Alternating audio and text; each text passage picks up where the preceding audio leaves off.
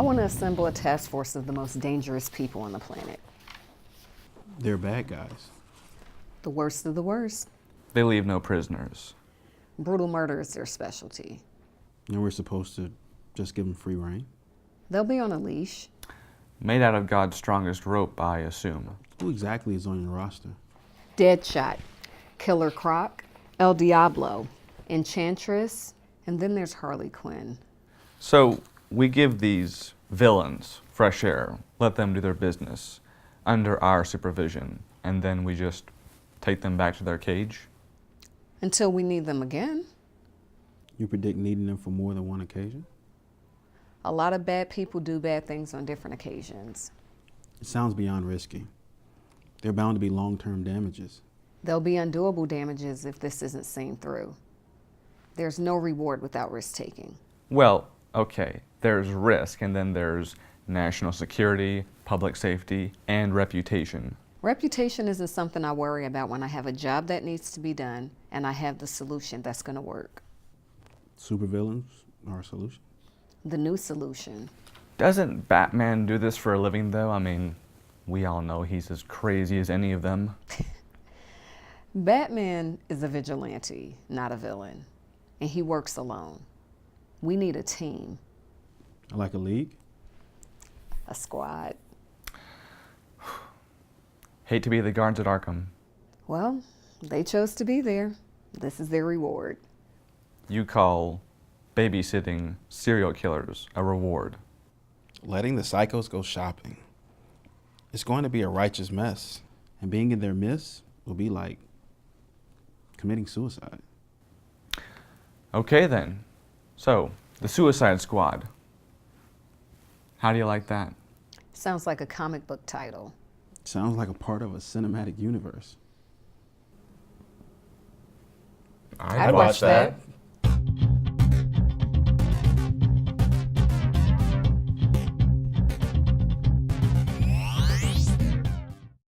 Suicide Squad. In my opinion, very well done. The story follows Deadshot, Harley Quinn, Killer Croc, El Diablo, and Captain Boomerang. Following the death of the Man of Steel, government agent Amanda Wallace decides to bring them together so they can stop the next world-ending threat. When it comes, it is up to the Suicide Squad to take it down, or risk never seeing the light of day as free people. By now, we know for a fact that when it comes to the DC Cinematic Universe, impressing everyone is a fool's goal. Let's be honest, you may as well try convincing everyone that Han shot second. If you're like me, then you go into this movie aware that this universe is really unusual, and in a beautiful way. Man of Steel was the stepping stone that gave fans like myself hope that the character would not remain stuck in the world of safe storytelling.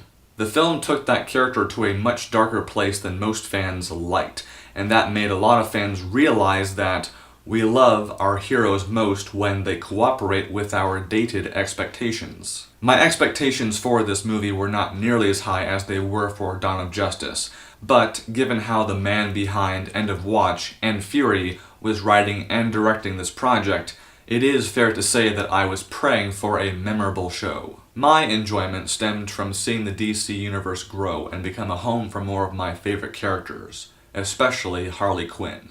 You see her in the comics, you see her in the TV show, you fight her in Arkham Asylum, but to see her come alive in a movie was a dream come true.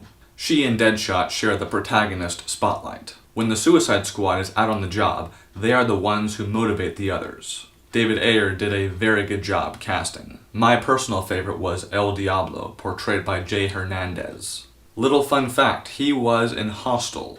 I loved his character because on the surface he is this gangster with a lot of emotional poison coursing through his mind, but really by the end we learn that he's at heart a selfless person who puts family above all else. The exact opposite is true of my second favorite character, Jared Leto's Joker. Unfortunately, he's not on screen very long, but whenever he was on screen, he had my attention. Two elements I really enjoyed about his Joker are his costume, very different from previous versions, and also his tattoos. While weird, they are original, and no attention is brought to any of them. You may recall when the very first image of Leto as the Joker was released online, a lot of people were not too friendly about those tattoos. When I saw the image, I thought it was a really cool reinvention. The real beauty of it is there is no backstory given for any of those tattoos, and I think that was a smart choice because for the time being, we can build a conversation and develop our own theories. And how cool is that? The interesting thing is, I read an interview with Jared Leto who said there is enough footage to make a solo Joker movie. I don't know what that means, but I really want that footage. We need access to that footage because we all know from the reports, Leto committed 1000%, and if we only see a portion of that percent, that would suck really bad. Shifting crafts now, two heavyweights behind the scenes are editor John Gilroy and production designer Oliver Scholl. Oliver Scholl previously worked on The Man from U.N.C.L.E. and is currently working on Spider-Man Homecoming. Glad he is too, because he made this world feel real, and that's a big part of why I love these movies. When you can make a superhero film, a fantasy, feel real, dude. John Gilroy's last 3 editing efforts were Warrior, Born Legacy, and Pacific Rim. This movie, I think, drove his talent to exceptional. I've read about all the, the reshoots and all the cut scenes, and there's a lot of that, if all that is true. And what is astounding to me is that all that happened, reportedly, and yet this movie had, legitimately a pretty seamless flow. So, good job. My personal favorite parts were every scene involving the Joker. I loved it.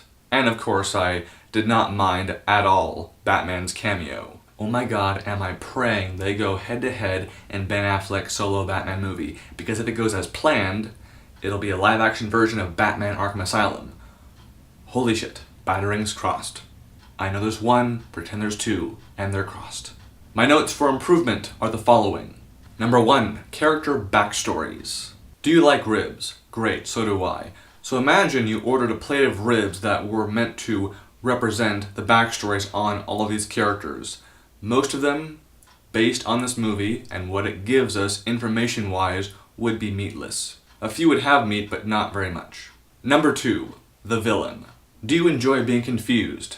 Great, neither do I. And that's exactly what I wish this movie had avoided, because I got really confused about whether or not June Moon was always in control of when she turned into Enchantress. I saw this twice, and I still don't know. I needed something. When I'm confused, I'm distracted. Number 3, story choice. This one bugged me for so long because it was right there, but I couldn't pinpoint the exact choice because guess what? In a movie like The Avengers, where this doesn't happen, you don't think twice about it. The idea of Task Force X or the Suicide Squad is given the green light before they are required. So there's this lull period in between being given the go-ahead and being called into action. And I don't know about you, but if you have a team but no mission, it makes the mission feel forced for the sake of the story. If I had 2 wishes for Suicide Squad 2, it would be a much more organic motivation for the team to come together. And so much more Joker. So much more. So much more. As for the first one, I'm giving it 3.5 out of 5 stars. Coming soon, get ready for a genre movie tag, Batman the Killing Joke, Blade Runner, and, if all goes well, which it totally will, Sharknado for a Halloween Day release. Oh yeah, that's happening. Thanks for your time.